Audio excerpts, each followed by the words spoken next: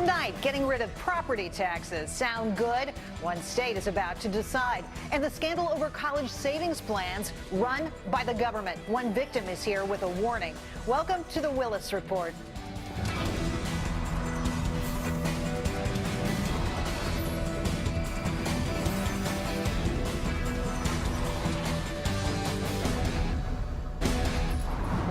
Hello, everyone. I'm Jerry Willis. No new ideas. That's the message tonight from the White House to the markets and the American people. President Obama on Thursday will deliver his first economic speech of the election campaign. But hey, don't expect any new proposals. We're told the president will hammer the same ideas as before. It's becoming increasingly clear the president is out of options when it comes to the economy. Joining me now, Harvard economist Jeffrey Myron, Jared Levy, the senior equity strategist at Zacks Investment Research, and Guy Benson, the political editor for townhall.com. Welcome all. First, I want to change up the topic a little bit, guys. We had some news this afternoon about J.P. Morgan Chase, Jamie Dimon, releasing his testimony that he'll make before a Senate Banking Committee tomorrow. He said that the loss of $2 billion, well, it was an isolated case. It's not going to happen again. Jared, do you think the markets are going to buy this? And what will they do with JPM stock, which is trading sort of in the middle of its 52-week range right now? Without explanation, I have a tough time sort of letting go. Unless we know with detail why this trade was put on, why it resulted in a $2 billion loss, and if, in fact, it really was a pure hedge and not just an excessive bet, that is the only time I think, in my opinion, I'd be comfortable sort of buying into J.P. Morgan. I do believe, though, that market participants are going to like to see him up there. They're going to like to see him getting grilled. And as long as he doesn't fall out of line, which he's a very good talker, I think we buy the stock here. He is a good talker. Guy, to you, though, how are the American people going to accept this? Here we have one of the biggest bank in the country, CEO testifying in front of the American people. He's done quite well, thank you very much, trying to explain away a $2 billion loss. I think they're going to receive it with a great deal of skepticism, and I think rightfully so. This was a horrific, gigantic mistake, and I think what average people, investors, stockholders and that sort of things, and taxpayers, let's talk about the taxpayers too here. What I think we want to see is some sort of credible explanation for what happened and why it was an isolated incident. Him just asserting that it was isolated, I don't think is going to be sufficient here. Well, I guess we'll have to wait and see. Go right ahead. Yeah, nobody will even understand it. See, the whole point of this thing is nobody can understand it. I would say probably 90% of the American public can't even fathom what it is that goes into building some of these securities, nor can they fathom what sort of risk really lies underneath of these things. And that's the whole problem. You can explain it. All it's going to come out is just that's the scary part. That is the scary. That's why people are upset, because we don't get it, and it's a big black box. And we're going to have to bite it. That's unfortunate. It's just the way it's going to be. If the banks are going to make money in this low interest rate environment, they're going to have to trade these securities. And you know what? We need to educate the public, but we're not going to do it. Unfortunately, it's just going to continue to go on. Well, we do it right here every day, Jared, educating the public. Unfortunately, what I find time and time again is the public knows as much as we do typically. They're pretty darn smart. Jeff, let me turn to you for a second, though, because I want to talk about the president's speech on Thursday. He's going to talk about his ideas for growing the economy, and we're going to hear what we've heard before. Infrastructure. We need to spend on roads and bridges. We need to hire teachers and emergency responders, tax breaks for small business. Is this enough? It's not whether it's enough, it's that it's the wrong medicine. It sort of assumes that we definitely need more infrastructure. It assumes we need to hire more teachers and so on and so forth. But in fact, in many cases, we're spending way too much on a lot of these things, and so cutbacks may well be appropriate. They may be helping the economy allocate its resources better. If you look, for example, at a plot of the number of teachers we have in the United States over the last 30 years, it's gone up astronomically as the number of pupils has been relatively flat and as test scores have stayed relatively flat. So why should we be hiring even more teachers to get no additional benefits from having more and more government employment? It's Guy, crazy. how does it go over politically?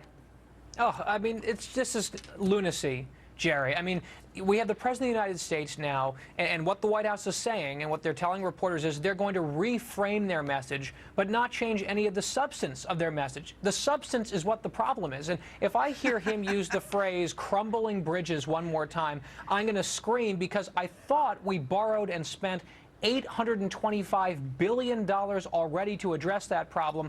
More of the same. Look, even the Senate Democrats would not pass this Jobs Act when he tried to shove it down Good our throats point. last year. This is going nowhere. Good point. All right, Jared, I want you to respond to something that the president said recently about the private sector and its health. Listen to this. As I said, we've created 4.3 million jobs over the last 27 months. Over 800,000 just this year alone. The private sector is doing fine. Private sector doing fine. Does the president need to apologize for this remark? Apology probably would be in order, and again, I hate to take sides here, but, when you hear a president making those sorts of comments, and when you have these sort of abysmal soft numbers that we've had, and when you have people sitting on unemployment for 6, 9 months, the term of unemployment for the average person is its highest peak, its highest ever. I think the issue that we're dealing with on the financial side is the fact that we've got no consistency. The jobs plan, like we've talked about, is a little bit of a mess. It's a bit of a mess, and there really isn't a solution inside of it. And if you can keep pushing it along and pushing along. Here's the deal. From an investor's perspective, from a worker's perspective, if you're going to shoot down something like the pipeline, the XL pipeline, which would have given instantaneous jobs, would have brought down oil, if you're going to shoot down something like that, it sets a precedent that you're not for jobs. You're really not. And to make a statement like that, everything's okay, you go out and you take it out of your pocket and you pay the folks that are able to get jobs right now. So you're not surprised to hear that he thinks the private sector doing just fine. We're going to come back in a minute, and when we do, we're going to talk about the federal budget deficit, which we now hear is approaching $1 trillion for the 4th year in a row. Jeffrey, Jared, and Guy are sticking around for more of our panel after the break. And a programming note for all of you out there, as Jamie Dimon heads to the Hill, that is, I'll be joined by the ranking member of the committee set to grill the J.P. Morgan CEO, Senator Richard Shelby of Alabama. You won't want to miss that. And still to come, a new report shows just how bad the Great Recession was for the American family. I'll give you my 2 cents. Don't go away. I'm back with our panel, Jeffrey Myron, a Harvard University economist, Jared Levy of Zacks Investment Research, and Guy Benson with townhall.com. Welcome all. I want to go to this idea about the budget deficit getting close again, closing in on $1 trillion. We're at $845 billion after the first 8 months of the year.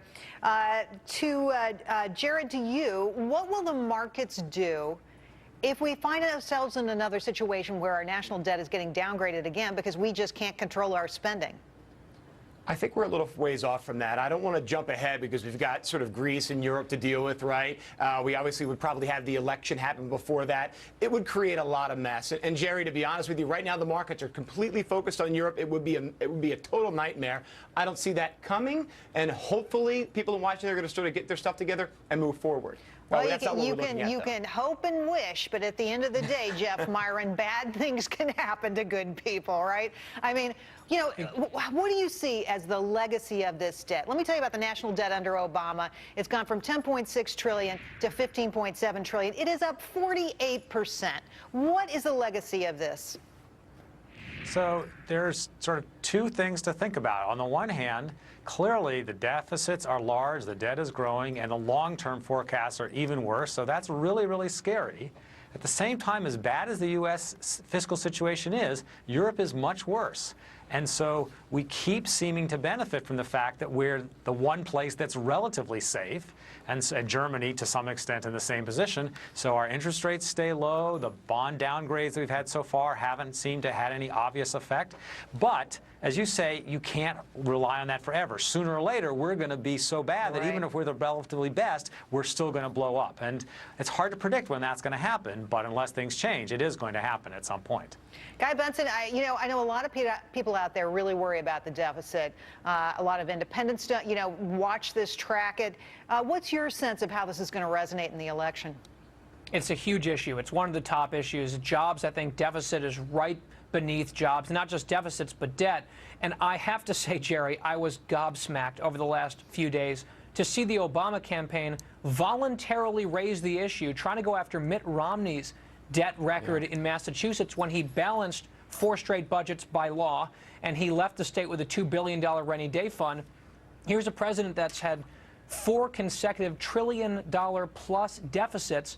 He's going to explode the national debt, $5 trillion already added and counting. I mean, if this is the ground where they want to fight this election, I am delighted to have that debate, and I think Mitt Romney is too. All right, Jared, jump right in here.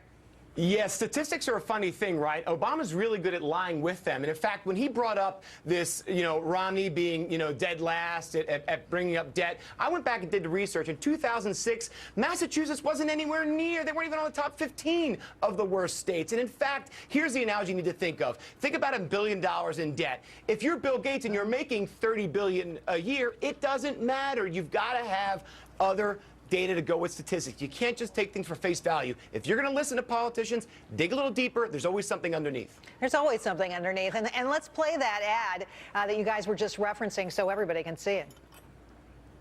When Mitt Romney was governor, Massachusetts was number one in state debt. At the same time, Massachusetts fell to 47th in job creation, one of the worst economic records in the country. First in debt, 47th in job creation. That's Romney economics. Jeff, you say this is misleading.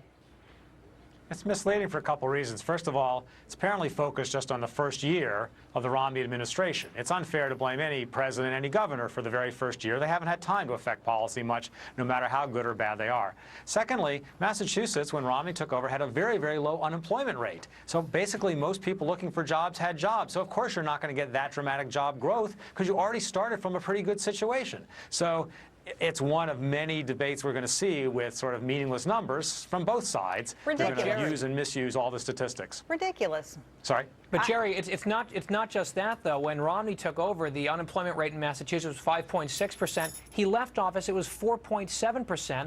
And according to factcheck.org, which again, this ad did not quote for some strange reason, the year before Romney took office in Massachusetts, they were 50th. Dead last in job growth. When he left office, it was 28th in the country, so a major upward trajectory. So those numbers that you just saw in the ad are way, way off base and very easily swatted away. This is not a message that's going to resonate or work. Well, it could resonate because people don't know it's not true. I mean, that's the thing that blows me away about this. But let's talk more about jobs, because I'm very concerned about this, and I think most of our viewers are too. Manpower survey out today. The news is not good. Basically, the survey shows that employers are tight on the reins. They're worried about hiring. They don't want to hire. They're only going to hire if they absolutely have to. Jeff Myron, what is it going to take?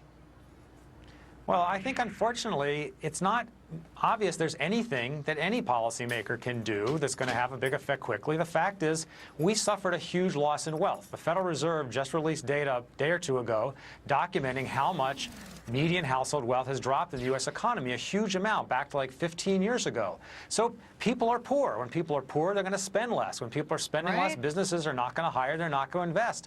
It's going to take a long time to recover that wealth and get things back to where they were. There's no magic bullet, no matter who the president is. Guy, I think Guy, if I could, this is the issue for the election, is it not? It's got to be jobs. The real jobless rate is probably 15% here. You have last word. Oh, I think the big issue that a lot of people are focusing on right now, and should be, is just the lack of certainty. I think it was Jared who touched on this earlier, where if you are a business owner and you have no idea what's coming down the pike in terms of this tax cliff coming up in 2013, in terms of Obamacare, in terms of this uptick in EPA regulations, you don't know what's going to hit you next. So, of course, you're going to try to kind of get into a defensive crouch and survive. We need a country where businesses aren't trying to survive, they're trying to thrive. And with this president and his policies, I understand he can't control everything, but he certainly has not helped. He has not helped. Jared, Jeff, and Guy, thanks so much for helping us out tonight. Great job. Fascinating commentary. Appreciate your time. Thanks, Jared.